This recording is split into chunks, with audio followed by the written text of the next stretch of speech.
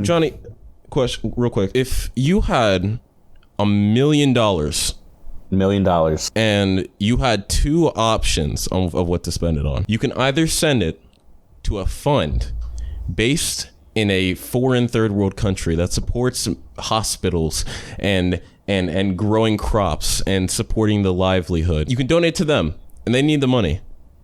All right. Or Valve, for them to start updating their games and giving us Half-Life 3. I'm sorry to all the suffering people of the world. You know, I can't believe this. Truly, the most oppressed group of people in the world is gamers. Gamers, baby, you said it. It's the Jump Cuts. Sit down and chill with us, talking about making stuff. So now let's discuss. It's the Jump Cuts. It's the Jump Cuts. It's the Jump Cuts. It's the Jump Cuts. Enjoy. So, I mean, if they're gonna release the game, it's gonna be a really good game. If you think about it, okay. If you think about it, they released the game. It's the best game ever made. So many people are gonna play it. They're gonna make content about it on YouTube, and those people that make content about it on YouTube, they also run a charity. They do a charity stream while playing. So, in turn, by creating another product that can be used by other people to have charity. So, I'm not a bad person. I don't just want to play the funny Half-Life game. You were thinking outside the box. I mean, if you think about it, Half-Life Alyx kind of was Half-Life 3, if you think about it. Oh yeah, the VR one? Yeah. If you haven't played it, like yourself, like you have to play it yourself. If you have VR, or like if you have ever had the chance to play it, it is one of the, like, when I played it for the first time, I was so taken aback by just what games could be. Like, you see something on a shelf in like Fallout, you just like grab it, but like you have to like reach in your room, just like standing like ooh, and then you smack a wall. It's really funny, but like it makes you think of like reloading. You have to do it physically. There's a dude coming at you. It's you're so like much more realistic. Scrambling like to grab the ammo. You feel like you're really in the beaches of Normandy. You know, that's wild how we went from like going to war to like simulating wanting to go to war instead of wanting to actually go. We have raised weak men. It's like children actually want child labor. Minecraft has proven that they just yearn for the mine. They just want to mine coal all day. Oh my god. The Industrial Revolution has really affected our worldview. Hey, yo. Welcome to the, oh shit. Edit the name of the podcast here. Welcome to the first episode. If you,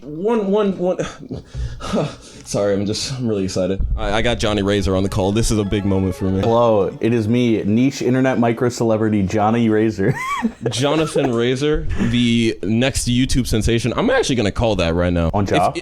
On Jaw. He's looking down on you. If you haven't checked out Johnny's channel, if you go and see it, he's got like this style, this like signature style that he does like with all of his content, and it works so well. And yeah, you're growing, you're doing great. How are you, man? Dude, I am doing phenomenal. Yeah, I mean YouTube wise, I pretty much just exploded like the past 2 months. It feels like I'm still an absolute nobody on the internet. But I have 250,000 subscribers. So yeah, right now I'm just a niche internet micro celebrity. Thousands of subs, a lot of views. Have a girlfriend yet? No. Ladies, his DMs are open literally everywhere. Only 12% of my audience is female. Raise those numbers. It used to be 0%. Isn't that so weird? 0%. That reminds me, like, mine used to be like 2% at one point when I was first starting with like the funny moments shit. The thing is, like, it's because of gaming, you know. I was playing like CSGO. While there are a huge community of girls who are into that, a lot of them, you know, a lot of girls don't really, the community is majority male, so I understand that.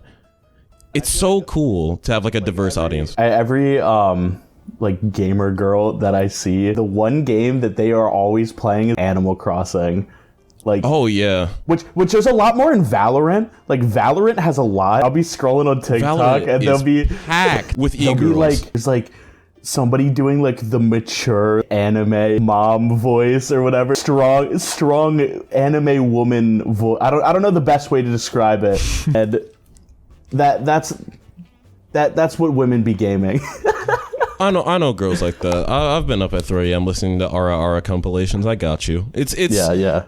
Valorant's a dating app at this point. Okay, that community is a whole different beast. I can't. Do you know much about the Valorant community? Like, are you into that game at all? I play Valorant occasionally. I like to stay from a distance because my aim is so terrible. You told me about like the one Valorant gaming session you had. You were like, you couldn't get any kills. Dude, I could not get a single kill. Every Valorant game that I play, my problem with Valorant is it's such a patient game. When you're playing Valorant, you have to like hold your angles. You have to slowly like peek so they don't hear you. That'd be tactical, yeah. And like if you're moving while shooting, your spray is just so terrible. I like playing Doom, where the whole game you just zoom around the map. Movement shooters, though. I mean, I like Doom. I like Doom. I like Ultra Kill. I like shit like that more than Valorant, even though I play a lot of Valorant. Valorant's more of a mental illness, if anything. Quote Jonny RaZeR. Valorant is a mental illness. If you play Valorant, like regardless of if you're having fun or not, like you're going to continue to play Valorant for the next like 8 hours. It's like an abusive relationship. It will constantly get in your mind. You'll watch Valorant and you want to play Valorant. You'll realize you hate Valorant. You leave. You watch more Valorant. It's an endless cycle. The cycle repeats. Since this podcast is technically about cartoons and creation and animation, why don't I want to know, bro? How'd you like develop your creative process? There's a lot of content creators I feel that will ask you things or like ask me things that are just bro, how did you like find this mic or find this microphone or find this editing style? How'd you go about like finding your style, sort of? I know you're still developing it, but like, yeah, I mean, anybody who's like growing on YouTube, they're always still figuring it out. You never solidified exactly like what your like exact style is. And I feel like that's always healthy. But like for me, literally all I do is I watch YouTube and I go, this was really cool how this person did this. I'm just gonna do that, but my own way. It's like leveling up in a game. This is the most like corny analogy ever. It's constantly building upon itself, like of your skill set. A lot of my content, like I stand in front of the green screen. I've seen other people like do the green screen stuff. Not a lot of people really do that as like their main style. Even you, like you use the green screen, but like the majority of like when you're talking, it's just some sort of footage in the background. Like you'll come out occasionally. For me, mine's just like I'm always there, like unless there's a clip of me doing something else. But that's just something I saw like other people do, like a nakey jakey type of thing where it's like, oh, I'm in front of a green screen talking about something.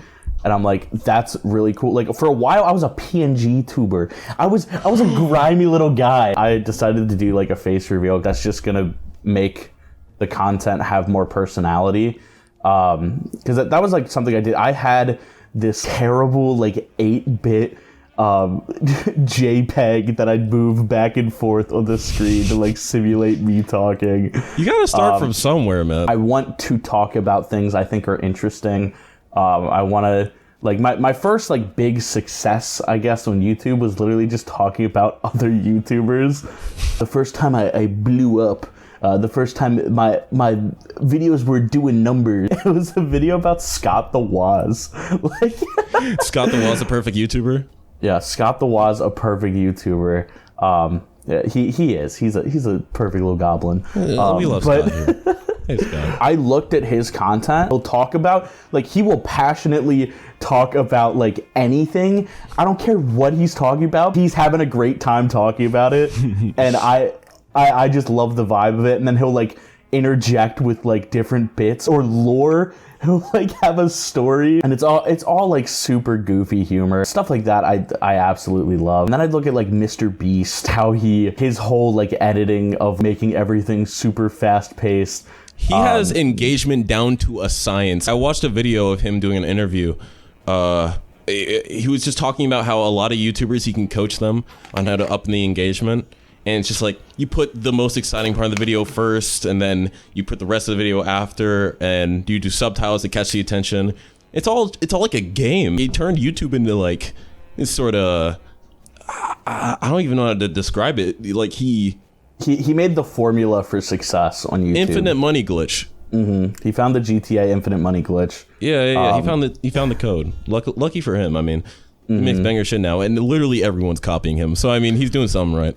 Yeah, I feel like though, like so many people, they will look at what Mr. Beast does, and then, all right, I'm just gonna do that, and like that's all they'll do. Like, I feel like if you want to succeed, the best thing to do is take what people like Mr. Beast do it in your own way. Don't look at Mr. Beast and be like, oh, he did a video where he donated $20 billion to Tyler Ninja Blevins. I need to go donate $20 billion to like don't look at it and do that. You gotta take the ideas of, all right, I'm going to do something cool and extravagant and funny and like weird, and then just do it in your own way. A lot of my content recently has just been, here's a funny idea that I think would be something that's goofy. What if I just made a movie in a day? It becomes like something on its own, and it like kind of takes its own shape as you do it. The more you kind of do your own thing, the more your own style develops. And you can start off as a clone of somebody. Like you can take like an idea that somebody else has and just do it until you find your own style. Yeah. You get your own way. You just be a producer. Honestly, you know what producers do? They get the sample of an old song they like. They remix it. They get a new spin on it. A new rapper, a new anything. They make a new banger, and now everyone's gonna love that. Oh yeah. You just gotta take like what you enjoy. Literally, just yoink. All right, I like Jimothy Beast, and then I like. I don't know, like Ludwig or like Scott the Woz or whatever, and you just go, boom, and then do that.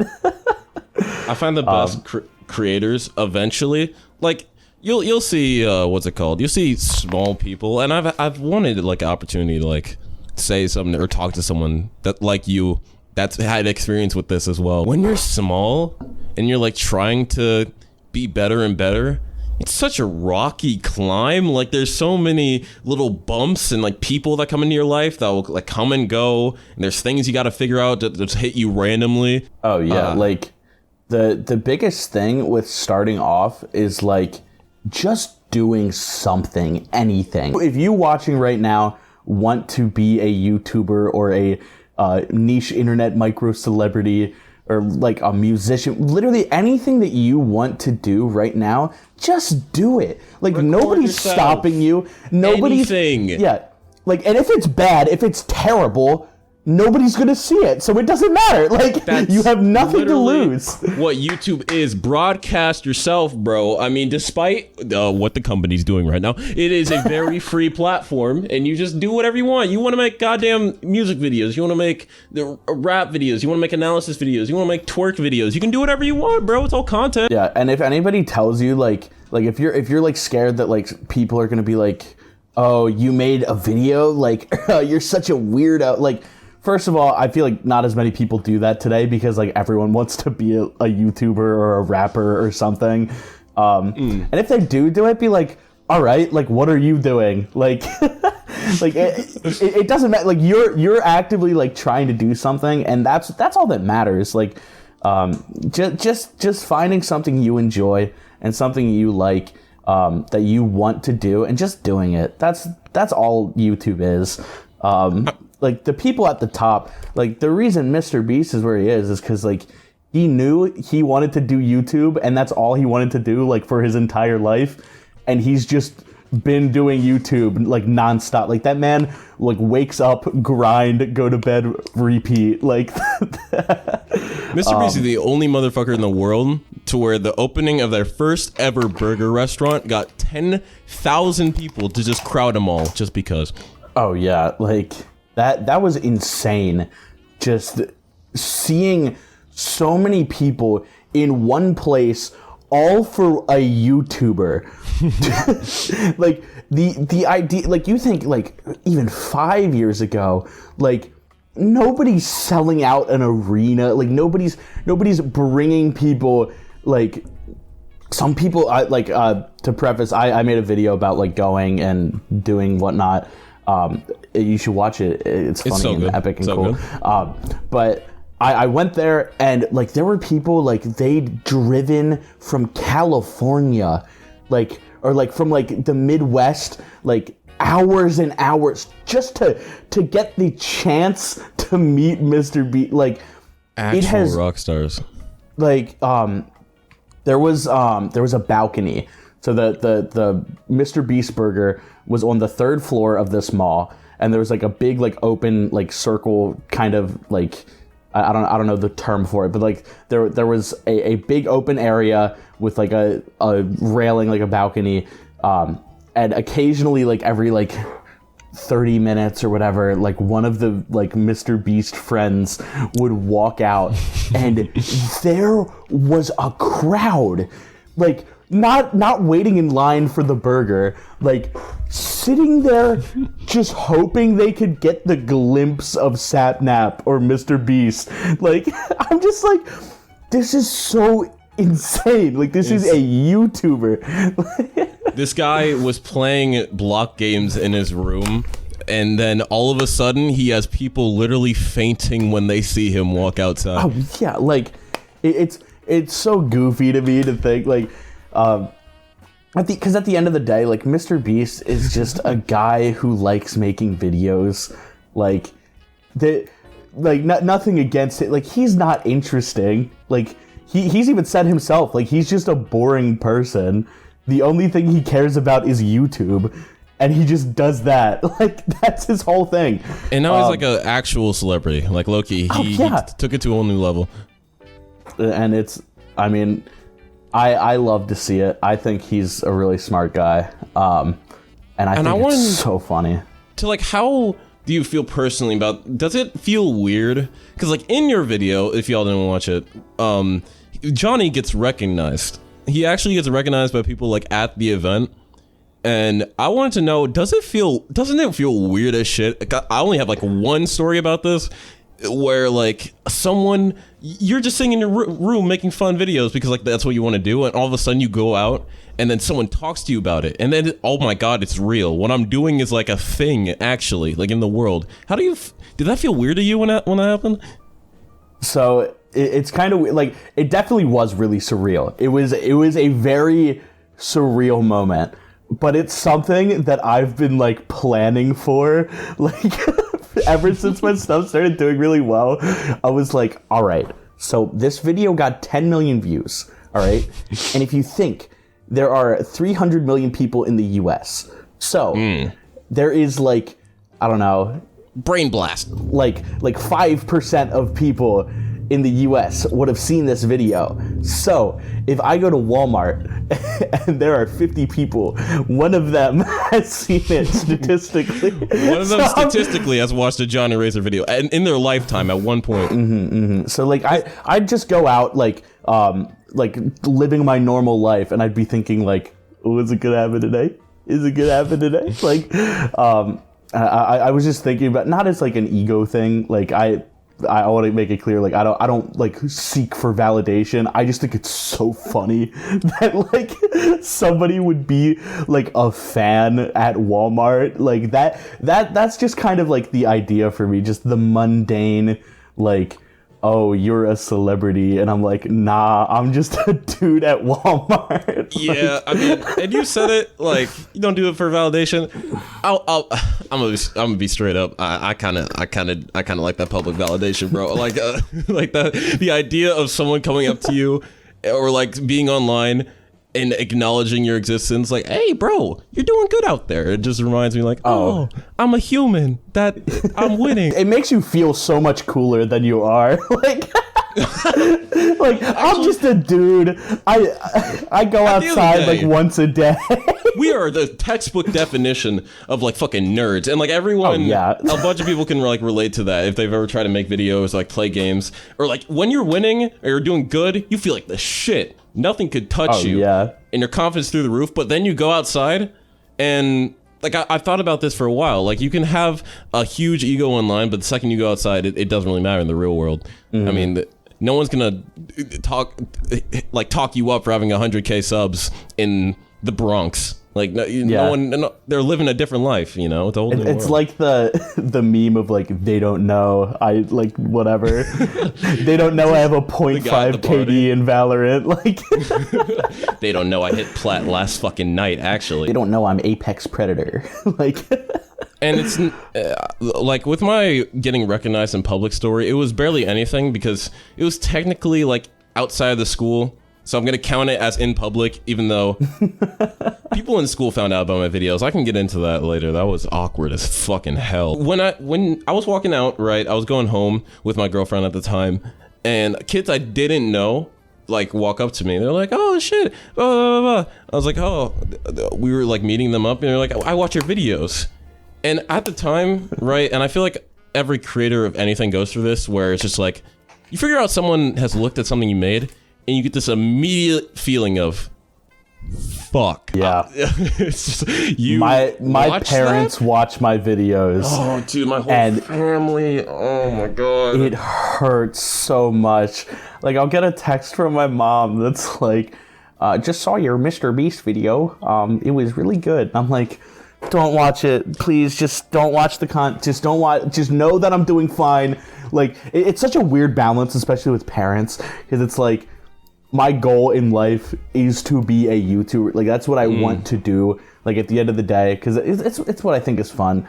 But it's so hard to explain that I'm like, here is a video, here is the view count. Like, I'm not crazy. Like, I know what I'm doing. It's so hard to explain. It's like, so like you pretty much have to like show your parents like what you're doing. It's literally like if your parents started like looking over your group chats, because I kind of treat my channel like I'm talking to friends as opposed to no offense to any of my family, my mom's like friends, bosses, whatever. Anything I make isn't for y'all. If you enjoy it, that's fine with me, and no offense at all. I'm glad y'all support. It's just like if you I'm still gonna like despite whoever's watching, I still want to make a dick joke every once in a while. Like, is that so wrong, bro? Dude, I know. Is that like, so wrong?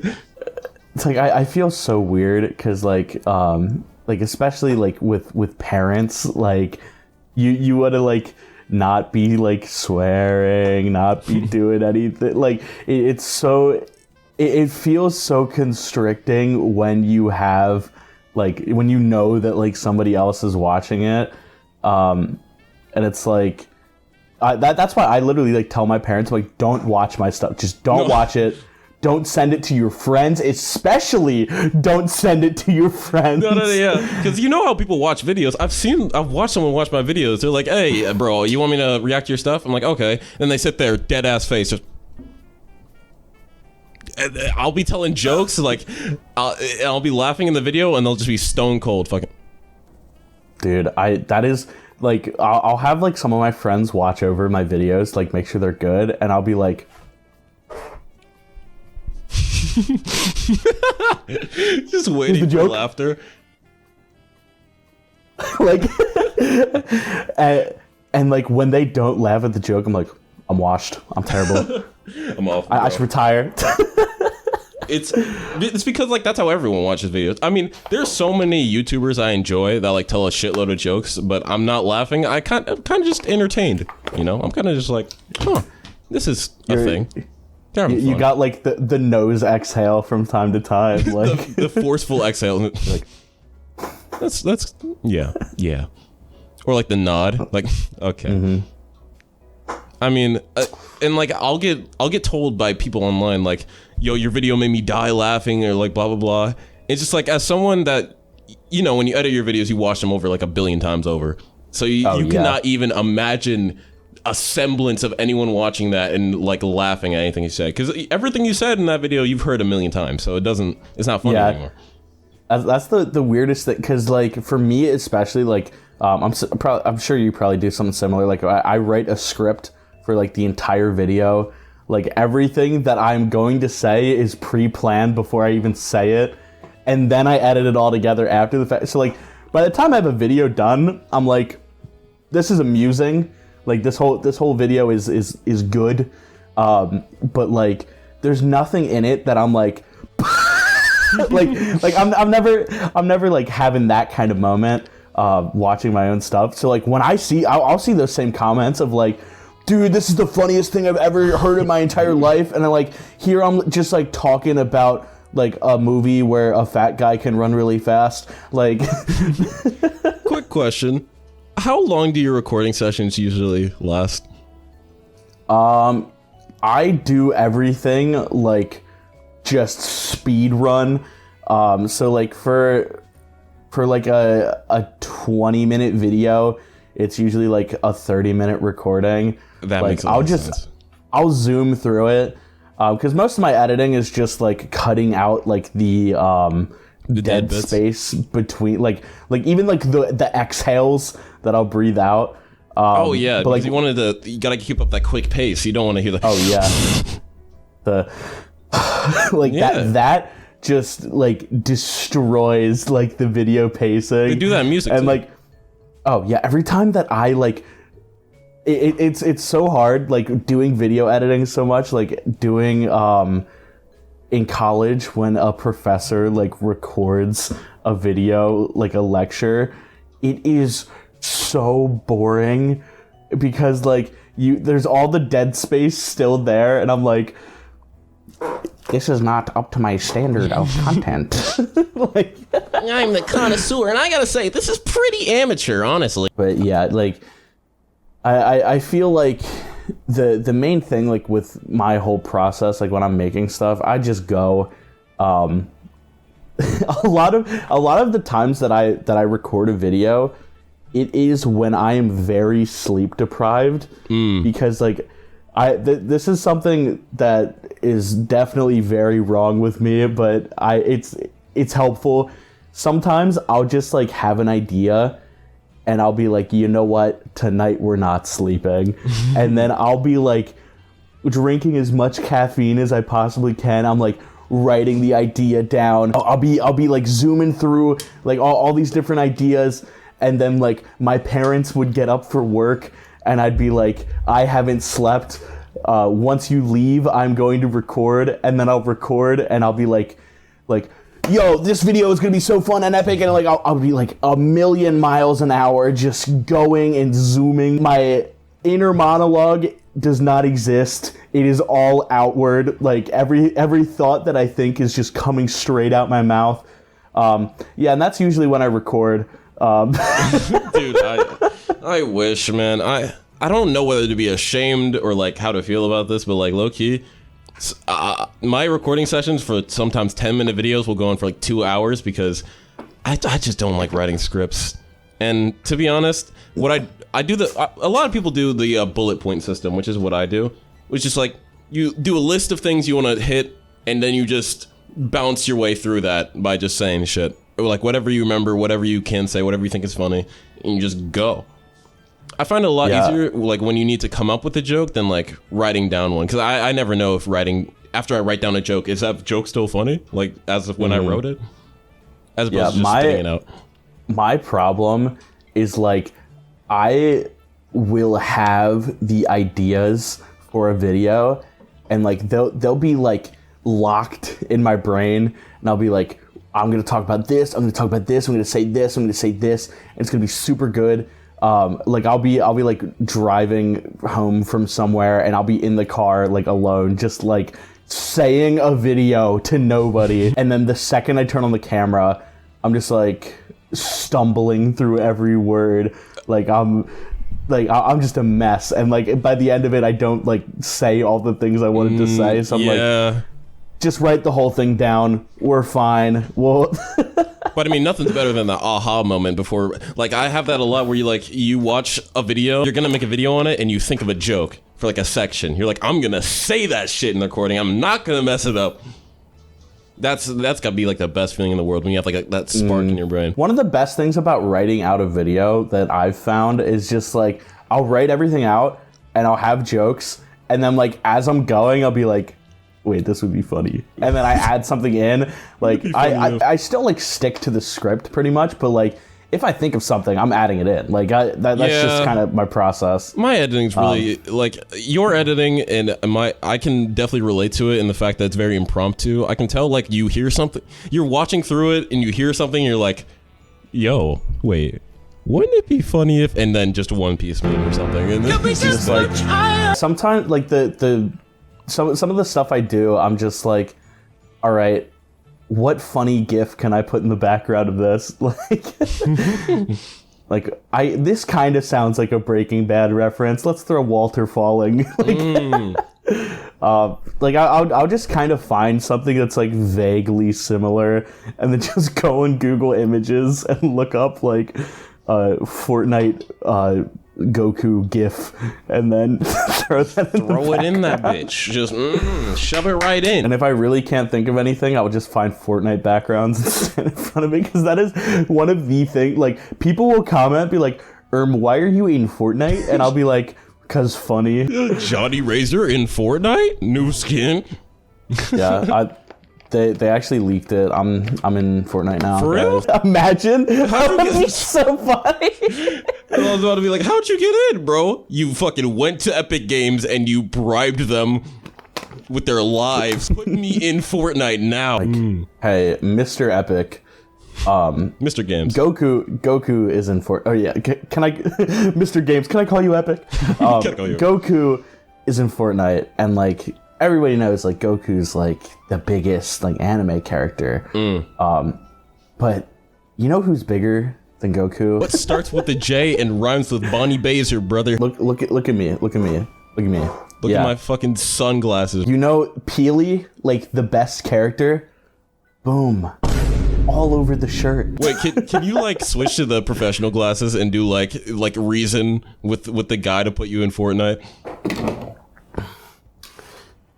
Actually, the reason that you should put me in Fortnite is I am very cool and get solo wins all the time. I see that one kid on video that was like, put booty and twerking ass in emote in Fortnite. Real quick, we're gonna take a quick 1 minute break because I gotta piss. So we're gonna do that, and we'll do a little sort of ad thing. So all right, I'm gonna do that as well.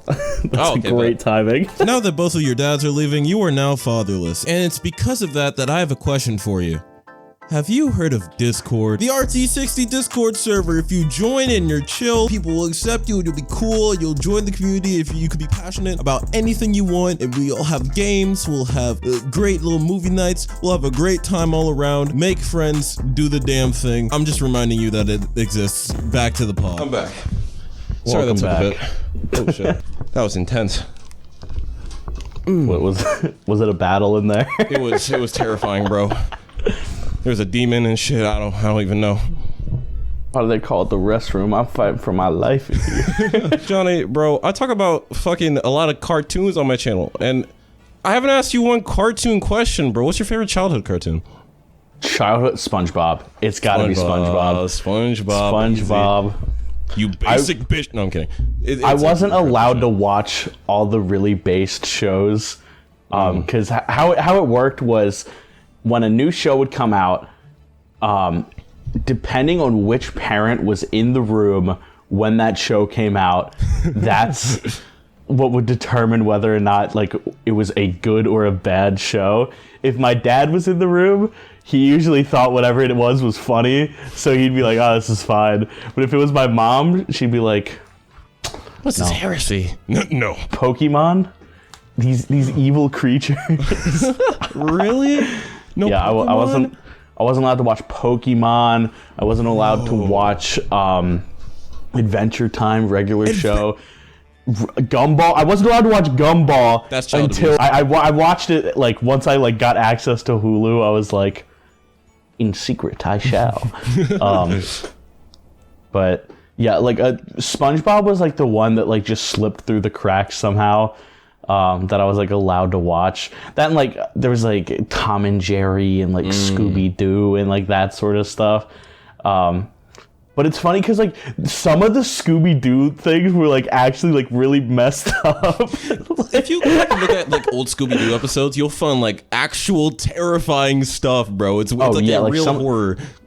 Some of it was like, especially like the ones like the werewolf one, like the island where it's like, oh, they actually like are like vampires or whatever. I have vague memory of it because like in all of them it's like, oh, it's just a guy in a suit, but then some of it's like, yeah, they're like they actually are like these like cryptids in real life. I mean, that was just like Hanna-Barbera back then, man. I think they made that. Yeah, it's like they were a whole different level. Like they do animations for kids based on shit that adults wouldn't even like show in their normal TV shows.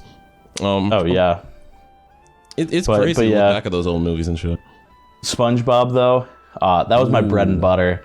I love the Bob. He's so. I mean, the SpongeBob movie for the longest time is like something I considered to be like my favorite movie of all time. I don't even know what my favorite movie is, but like I watched it so many times that I made like a comic book about like the SpongeBob movie. Like off the top. Just I mean, everyone was in their fan fiction bag back then. I don't blame you. Oh, it wasn't a fanfic. It was like just a complete like retelling. Just the same thing, but you drew it. So I'm like, I need to have this like on the go. Like I need to be ready whenever for SpongeBob movie. The SpongeBob critters break into your house and fucking take you. The FBI take you down for DMCA. Yeah, Viacom shoots me in the eye. I mean, okay. I mean, if I'm gonna go into mine, it's pretty obvious from my channel recently that my favorite show growing up was obviously Dog with a Blog, but Gummo was definitely a close second because just Dog with a Blog isn't even a cartoon. I don't give a fuck. That show was peak. I don't care what anybody says about Dog with a Blog. That shit was my bread and butter. He was a dog and he had a blog. His name was Stan.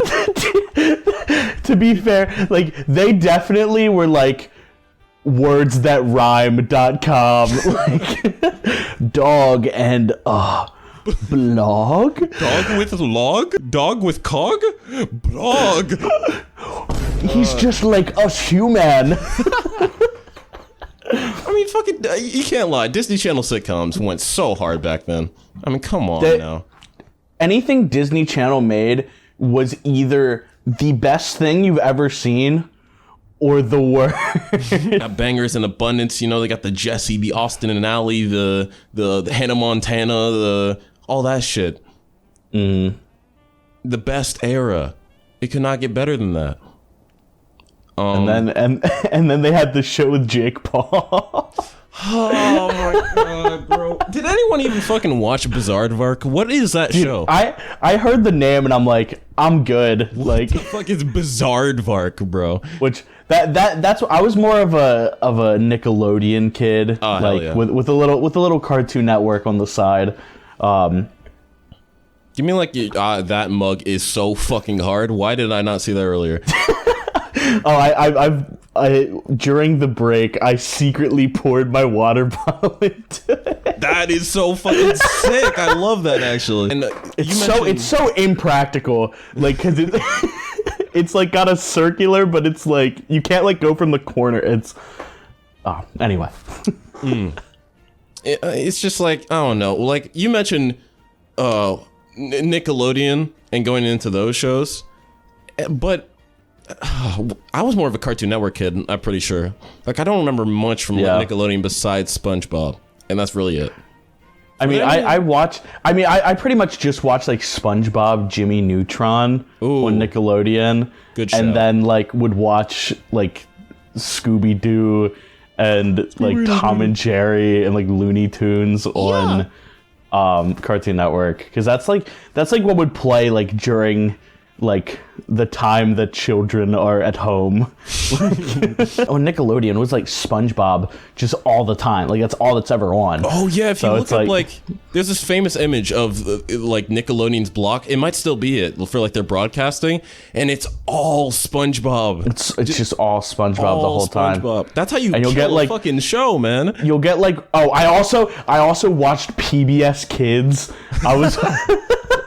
I watched Fetch with Ruff Ruffman, the best show. I missed the boat on fucking Ruff Ruffman, but I know who he is. I'm very aware. The one show that I wanted to watch though more than anything else, like when I was a kid, the one cartoon I wanted to watch was Star Wars: The Clone Wars. Ooh, and every Friday night it would premiere. Every Friday night it would neurons for me. I just remembered that. Which, think about that. I also thought about Ninjago. If you ever watched Ninjago, I was so into Ninjago. Ninjago was godly. So good. But back on track. I was a bit of a Star Wars kid. I liked me some lightsaber and some Clone War. It was very epic and cool. So I saw that the Clone Wars was coming out. I have like the DVD of like the Clone Wars movie that like came out before the series, and like the series came out, and I was like, I want to watch this, because they'd only ever air it once. They'd air it once, because this was before like Disney Plus. This was before like all the streaming services. Like they would air it once, and then that's it.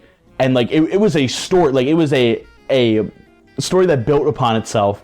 It wasn't just like Family Guy funny moments. Like this was like an actual like substance of a product here. It wasn't episodic. It was a series. Yeah. And I wanted to watch it so bad, but the funniest thing is that Friday night was also when the high school football game would be. And the hometown that I lived in was like football. Like you just went to the game.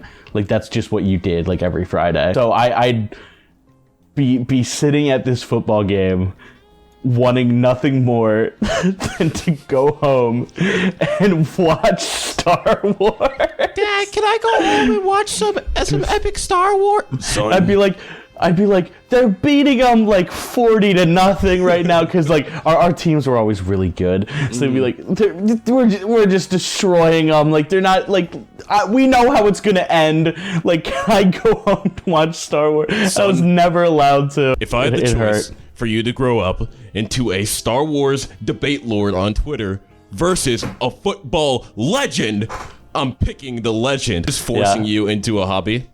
My parents are super like supportive and everything. Yeah, same.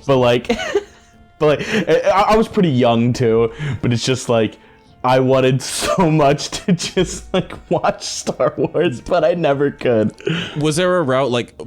Was there anything except YouTube, like a job route or a hobby route that you were either being forced into or wanted to go into? Before all of this? So like for me, I've kind of like, at the back of my mind, like since I was like 12, like thought like YouTube is something I want to do. And like I never really knew like what that meant until like 2016 was when I like started trying, because like I got an Xbox One, and on the Xbox One, the one thing that you could do was like record your gameplay like in like 5-minute segments. So I had the most scuffed setup you've ever seen. I had my voice being recorded on my phone. I had a friend playing Overwatch with me, and then we offset our recordings. So he would be playing like for 5 minutes, and then I would be playing for 5 minutes, and like they'd layer on top of each other. So like you'd miss the like gap in between. It was the worst content that I've ever made in my entire life. Because like I'd like dabbled with like iMovie and like doing stuff like that, and like I really enjoyed it. But like, I never really thought much about like my career, I guess, until like high school, because like I had no idea. Like I was just like, I kind of want to do YouTube, but like it wasn't like as big of a passion as it is now.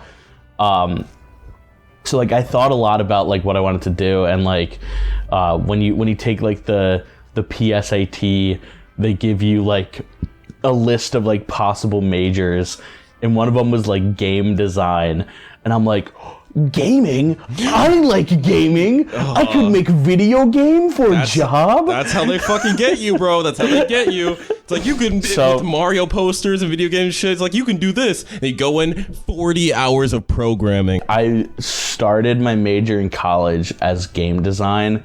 I lasted a semester, and now I'm a marketing major. Hell yeah, man. I mean that's respectable, you know? How was it? How was the marketing? it's like my problem is like in school I was always somebody who got like really good grades. Like I'm cursed with all of this knowledge of being a Rick and Morty viewer.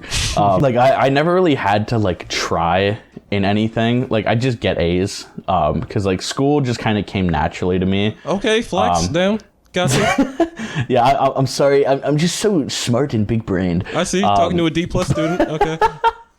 But like it's just like something I didn't really have to try, because like my parents were really good with like kind of, which not even my parents, more my brothers were like really good at putting the point across of like you need to get good grades. Like so I was like in the gifted program for like being smart, and I don't know how I got into that, but the I'm better than you program. But I pretty much just like BS'd everything I've done in school. Dude. Like, I do not try at all. And like I'll like do the work, obviously, and that's half the battle, is just doing the work. But like in school right now, I'm just sitting in the Zoom calls and I'm editing on another tab. Exactly. You just do that. You just I don't care. Just fucking I'll look it up later. I actually tried to like credit Photomath and Brainly in my senior quote, but they wouldn't let me. They're like, "What the fuck? No, you can't do that." What? They helped. If my college or college professors are listening right now, I try a lot and really love the class. I feel like school is very much like designed for one type of personality. Like I feel like for me, like I just pick things up really easily. Like when I like see like a new like editing software or something, like I kind of teach myself how to figure things out, because that's just kind of how I am. Like, and especially like with like a game, it's just like I don't need no tutorial. I can figure this out myself. I can hit space to jump, and I'm halfway there. Are you like a case of the Egoraptor where you skip the tutorial and then you lose, and then you're like, "Oh, this game's fucking bullshit, man." I'll lose enough that I just put the game down and never play it again. Yeah, I mean, I'll get the tutorial bits like way after like the game, and I'm like, you could do that, like the like spear rush thing in like Breath of the Wild where you could like stab like a bunch of times. I have no idea how to do that. I see people do it in Breath of the Wild gameplay. I'm like, wait, that's a thing? I'm like, I beat all the bosses without even knowing that was in the game. But like, yeah, I mean, for me, I just like kind of do, I just do the thing and then we're good. That's just kind of how I've always been. And everybody's different when it comes to that sort of thing. But I feel like school, and like college in particular, is just like really set up only for those people who like it kind of comes naturally to. Because like the teachers in like, or the professors, sorry, in my college, like a lot of them don't really teach. They just kind of like say, here's the material that you're supposed to know, and here's when the test is. In school, you do one thing. You get information, you try to shove that information into your head, keep it there until you can spit it back out on this paper that they give you. And then you pass. You're smart now. Goodbye. Yeah, now you're cool. Yeah, that's like literally the only reason that I'm in college right now is because I've been in it long enough. Like I feel like I'm at the point with YouTube where I could probably drop out and be fine. Like I don't want to count my eggs before they hatch or anything. Of course. But like the only reason that I'm still in college right now is because like I think about like the problem that we have is that like you need a degree to do anything, because like for the past like 40 years it's just been like so forced that like if you want to be successful you need a degree, to the point that like people who should not be going to college are going to college. Like everyone's going to college because it's like, oh, if you don't go to college, like you'll be working at McDonald's for the rest of your life. And like my only thought is like 20 years down the line, if I want to stop doing YouTube and like, I don't know, be an accountant or something. Like, I don't think that'll ever happen. If I want to be a pilot in the Navy, all of a sudden, like I feel like you just need a degree. Like if you want to do anything, like you could be the most skilled person, the most like qualified for the job, but like your resume won't even get looked at because they're like, Irma, no degree? Kind of cringe if you ask me. You need those credentials. So, because it's like, I feel like if Mr. Beast like applied for a job and like nobody knew who Mr. Beast was, like they would like if Disney was hiring, like he would make so much stuff for that. Like he'd do so much for Disney, but they probably wouldn't even hire him. Like they'd just throw out his resume because he didn't go to college. So like I guess for like long-term stuff, it's just like good to have, which is why I'm doing it. But like, I mean, I never really I've put much thought into like a normal career. So I'm just like, I like YouTube. I can make a lot of money doing YouTube. I'm gonna do YouTube. I'll be making the contents. I'm making the content. With me, it's sort of that route, because like the career I've always wanted to go in has always like kind of shifted. Because originally started, I wanted to be like a sort of police officer when I was little. Then as I grew up, I slowly transitioned into more and more, I guess, non-legitimate like job sources. I was like, okay, I want to be a police officer. Now I want to be like a social rights activist. Now I want to be an editor. Now I want to be a fucking content creator. And it's weird because like also there was this point in my life where I didn't know what porn was, and I just heard it described as adult films. It's like, I want to make films for adults, because like I thought, you know, adults would pay more. There are more adults in the world than kids right now. It's just and then as I grew up, I was like, damn, porn editors actually make a lot of money. This is a weird fun fact. They probably, yeah. I mean, that whole industry, there's a lot of money in it. That's, yeah. I won't give out the name, but I emailed. There was one time, not too long ago actually, where I emailed a porn company saying, "Yo, if you need an editor, just hire me," and I set them a portfolio, and I didn't get a response. No, I did get one, but it was the one the automated one. So I was like, oh, thank you for emailing. Goddamn, xxx. We'll get back to you shortly. And they never got back. That's so funny. It's so, I cry about it every night, bro. That could have been my career. I could have been doing that.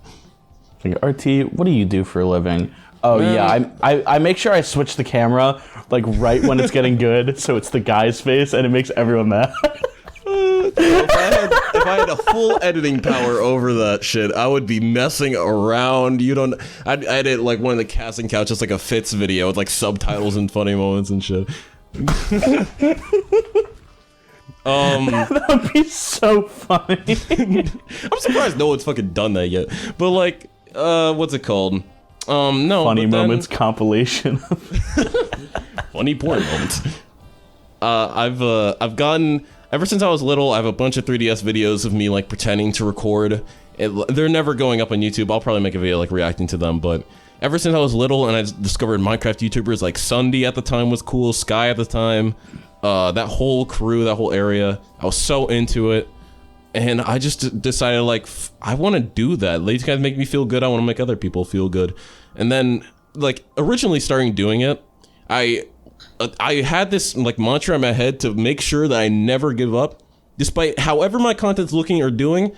I'm just gotta like keep going. That's why I started off with like the Minecraft shit. It was really shit. Then I learned to edit a little bit. Then I did funny moments. Then I did commentary because I wanted to move away from like using other people for content, you know, like I'm doing right now. And it's like I wanted to do like more of a solo type of thing instead of like, you know, in funny moments, it's really reliant on your friends being funny. Like that's the whole concept. Yeah. Like, especially if you're the one recording, you're usually not the funny one. It's hard to find, because I started off doing that too.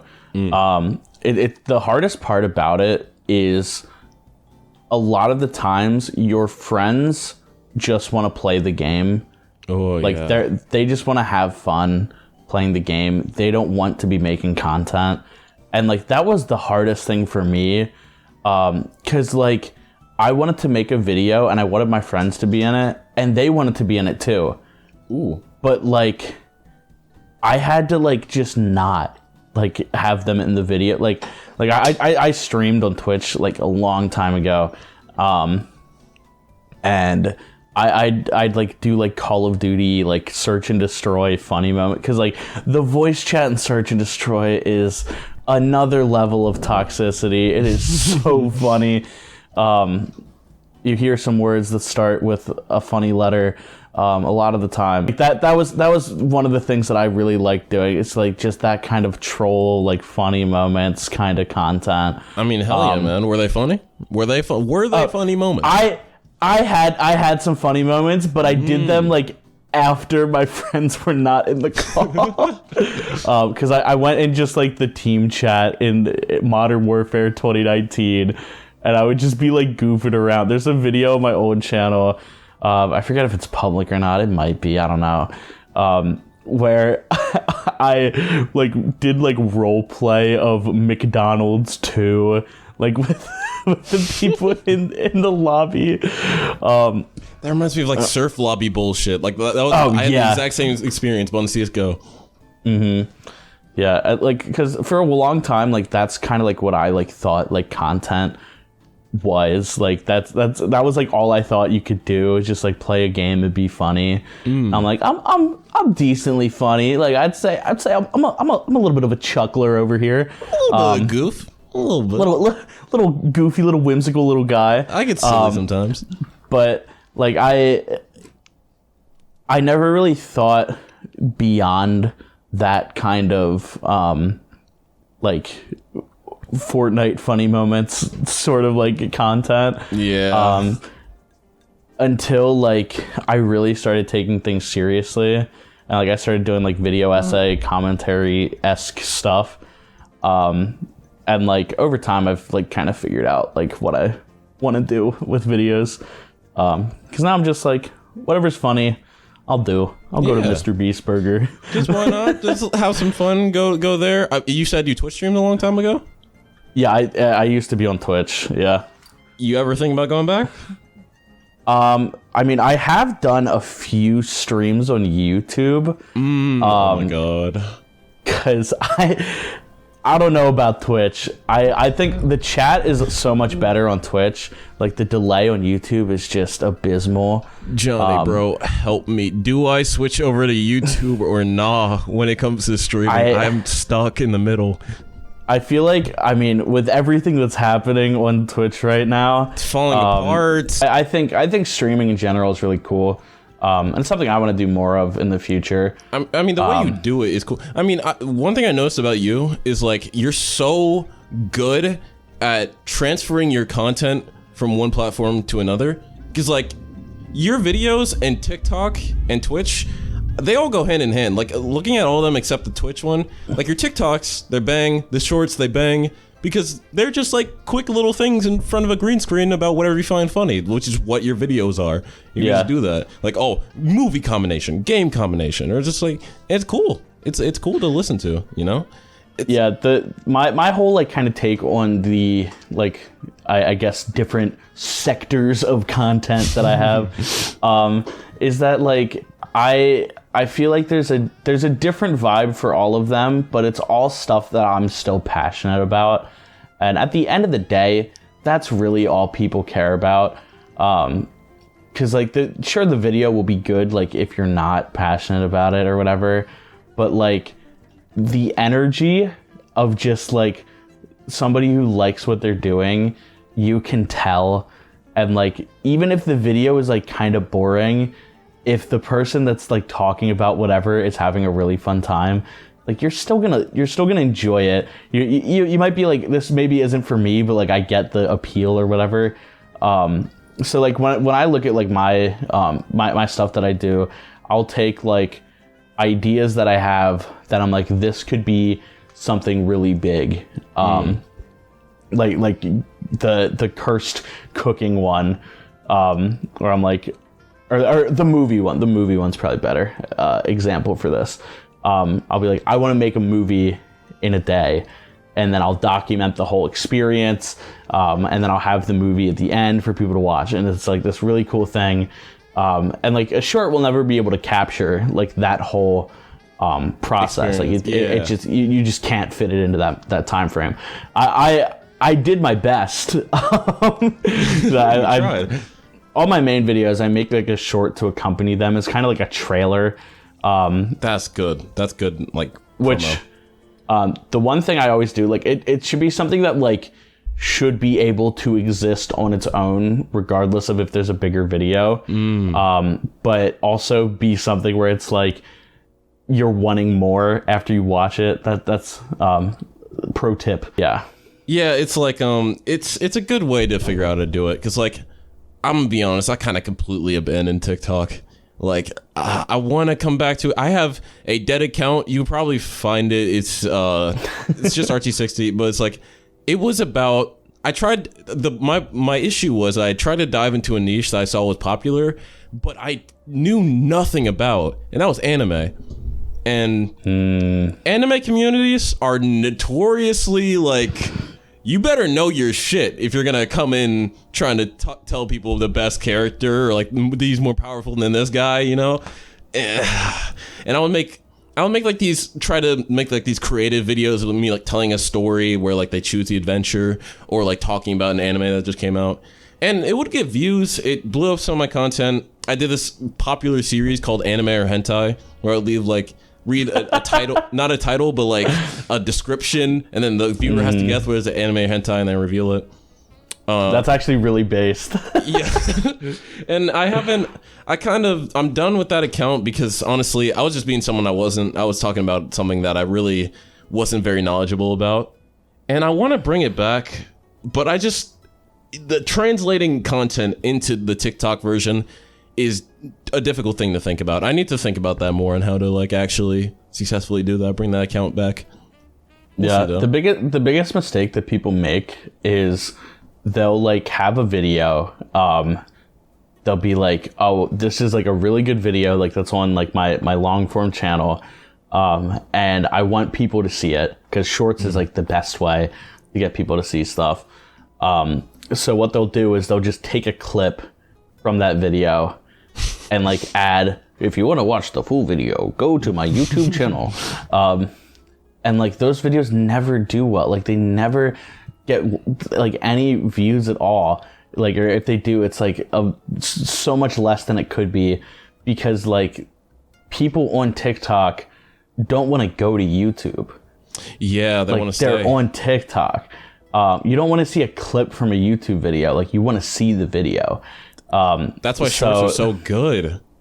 Oh, dude, it's another level. But like the thing with like when you want to make a video a short, you have to redo the whole video.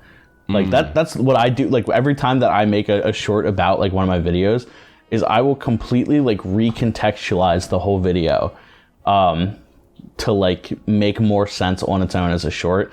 And then I'll throw in the like, oh, if you want to see more, check out the main video.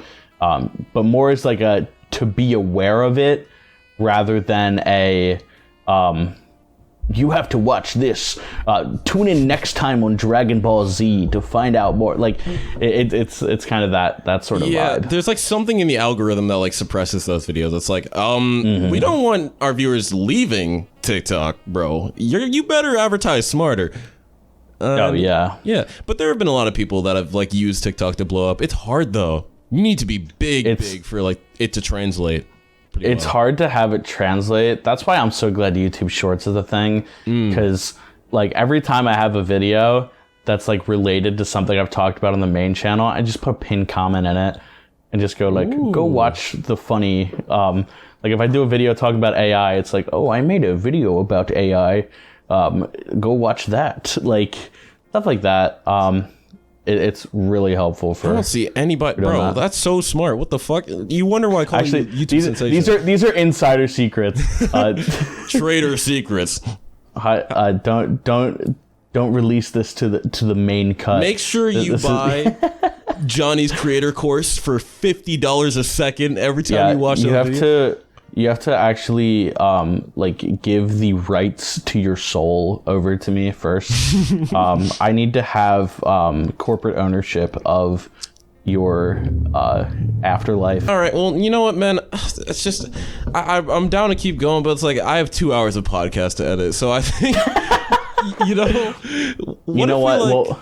We can like run it back maybe a different day or like a different time later. We'll do another one. How about that? Yeah, I'd be down. Let's end it off on a big note. Big booty. Yes. You don't want to plug anything? You want to just tell people what you do? Oh, subscrizzle to Jonny RaZeR. Yeah, subscribe to this channel. I make funny videos where I go to Mr. Beast Burger and interview people in line, and also funny videos where I make VR games run exclusively on the Kinect, and also funny videos where I decide to make bread with ingredients that should not be in bread. Basically, I do whatever's goofy and funny, and that's the whole gist. Also, watch RT's video about Gumball. It's really good. Thanks, G. I appreciate it. Hey, leave some comments on questions to ask future guests, or future guests you want to be brought back on, or people I can try to get.